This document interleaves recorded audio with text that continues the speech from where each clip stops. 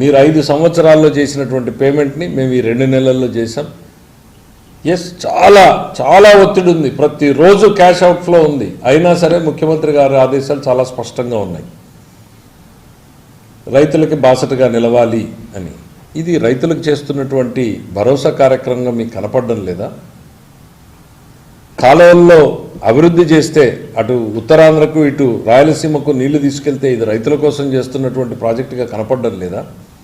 పోలవరాన్ని పూర్తి చేస్తే రైతుల కోసం చేస్తున్నటువంటి ప్రాజెక్టుగా కనపడడం లేదా మీకు? మీరిచ్చేటువంటి డబ్బులతోటే జీవితాలు మారవు. మనం వాళ్ళ జీవితాల్లో వెలుగులు నింపాలి అని అంటే వాళ్ళ భూములకు నీళ్ళు ఇవ్వాలి అనేటువంటిది నమ్మాం కాబట్టి ఆ దిశగా మేము ప్రాజెక్టులు తీసుకెళ్తా ఉన్నాం. 2014 నుంచి 19 వరకు కూడా మా ప్రభుత్వ హయాంలో దాదాపు 4,144 కోట్ల రూపాయలని భూ నిర్వాసితులకు విడుదల చేయడం జరిగింది. మళ్ళీ మేము వచ్చే భూ నిర్వాసితులకు విడుదల చేయడం జరుగుతూ ఉంది. మీరేం చేయలేదు. మీరు చేసిందంతా కూడా అదొక పెద్ద స్కామ్. ఇంకో రోజు దాని గురించి డీటెయిల్స్ మా వాళ్ళు చాలాసార్లు ప్రెస్ మీట్లు పెట్టి చెప్పారు ఎట్లా దాంట్లో దోపిడీ జరిగింది అనేటువంటిది. నేను ఆ విషయాల్లోకి ఇక్కడ పోవడం లేదు. ముఖ్యమంత్రి గారు అడుగడుగునా కూడా తాను ఇచ్చినటువంటి వాగ్దానాల్ని గుర్తు పెట్టుకున్నారు అని చెప్పడానికే ఈ పోలవరం ఎగ్జాంపుల్ ఇవాళ మీ ముందుకు చెప్పడం జరుగుతూ ఉంది. అది మా ఎన్నికల మేనిఫెస్టోలో లేదు జగన్మోహన్ రెడ్డి గారు, కానీ జనం పర్యటనలో ముఖ్యమంత్రి గారు చెప్పారు కాబట్టి మమ్మల్ని జనవరి 2వ తారీఖున పిలిచి దానికి సంబంధించి ఎంత ఒత్తిడి ఉన్నా సరే మనం వెళ్ళాం, మనం చూసాం, వాళ్ళ కష్టాలు విన్నాం, వాళ్ళకి బాసటగా నిలుస్తానని చెప్పాం, వాళ్ళకి నిలవాలి అన్నటువంటి ఒక్క ఆలోచనతోటి ముఖ్యమంత్రి గారు మాకు ఆదేశాలు ఇచ్చారు. ఇది చంద్రబాబు నాయుడు గారి పనితీరు. మీరు హామీల గురించి మాటల గురించి మద్యపాన నిషేధం ఏమైంది? మీ సిపిఎస్ రద్దు ఏమైంది? ఇంకా గవర్నమెంట్లో కూర్చుని ప్రభుత్వాన్ని గాడిన పెట్టేటువంటి ప్రయత్నం చేస్తూ ఉంటే ఏదో జరిగిపోయింది అనేటువంటిది. ఎస్, మీ రాజకీయ అస్తిత్వం మీరు కోల్పోతున్నారు. పెద్ద పెద్ద వాళ్ళందరూ కూడా ఇటు అటు పరుగులు పెడతా ఉన్నారు. దాన్ని కాపాడుకోవడం కోసం ఒకవైపు జమిలీ ఎన్నికలు వస్తాయి 27లో అని చెప్తారు. 2029 దాకా ఎటువంటి ఎన్నికలు ఉండవని తెలిసినటువంటి పరిస్థితుల్లో కూడా మీరు భ్రమ పెట్టేటువంటి ప్రయత్నం చేస్తున్నారు.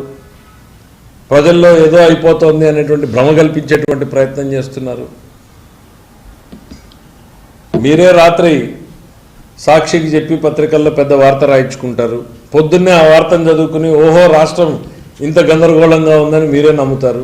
ఉండండి, ఆ ప్రపంచంలోనే మీరు ఉండండి, మాకేం అభ్యంతరం లేదు. ఆ ప్రపంచాన్ని ఏమంటారో కూడా మీ అందరికీ తెలుసు. ఈ పాటికి ఆ ఊహాలోకంలోనే ఉండండి, ఆ భ్రమంలోనే మీరు బతకండి, మాకు ఎటువంటి అభ్యంతరం లేదు. ఒకవైపు రోడ్లను టేకప్ చేశాం.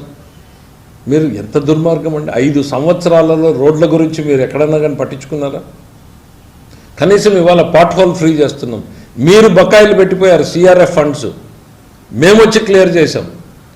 మేము అక్కడ తెలుగుదేశము వైఎస్ఆర్సీపీ నేను చూడలా, ప్రతి ఒక్క పని చేసిన వాళ్ళకి చేశాం. మేము అమరావతిని ఇవాళ గాడిన పెట్టేటువంటి ప్రయత్నం చేస్తున్నాం, పోలవరాన్ని గాడిన పెట్టేటువంటి ప్రయత్నం చేస్తున్నాం, మా రాయలసీమ ప్రాజెక్టులకి గాడిన పెట్టేటువంటి ప్రయత్నం చేస్తున్నాం, ఉత్తరాంధ్ర ప్రాజెక్టులని అమలు చేసేటువంటి ప్రయత్నం చేస్తూ ఉన్నాం. శాశ్వతంగా ప్రజలకు పనికొచ్చేటువంటి పనులు చేస్తూ ఉన్నాం. ప్రజలకు ఇచ్చినటువంటి వాగ్దానం ప్రకారం సంక్షేమ పథకాలని అమలు చేయడానికి కూడా మొదలుపెట్టాం.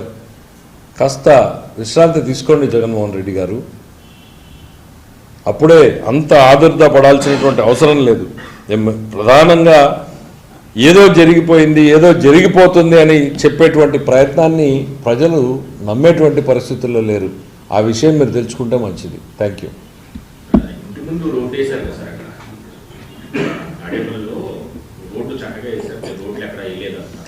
అదే ఇప్పుడు ప్రాజెక్టులు కట్టకపోయినా ఆయన ఇంటికి గోడ కట్టుకున్నాడు. ప్రజలకు రోడ్లు లేకపోయినా భూ నిర్వాసితుల్ని చేసి అక్కడ 4 లైన్ రోడ్డు వేసుకున్నాడు.